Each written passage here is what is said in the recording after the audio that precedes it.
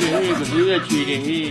ဒီနေ့ပြန်တော့တော့ကွာဒီလိုကိစ္စရင်ကြည့်ကြည့်လားဟောဟုတ်တယ်ဗျာအောက်တော့ကြာပြီတဲ့ငါအိတ်ကတဲ့အေးဟုတ်တယ်မရှိပဲဒီတော့ကမိုးလေးလိုက်ထားနေလာမပေါ်ရောက်ခါဘာလို့မလဲတောင်းပါလားဒီနေ့သားပဲတောင်းတော့ဘာမှမရှိနေတဲ့လူတွေတိုင်းဟာ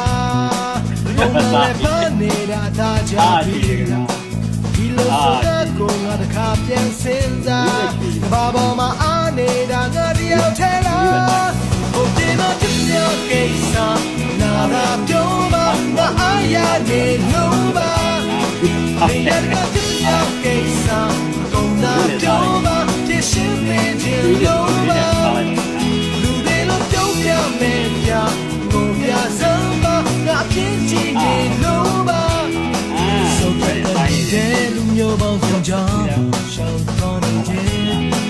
ဘိုင်ဖေးလက်နေတဲ့လူမျိုးပေါင်းစုံကြောင့်လှုပ်ရှာ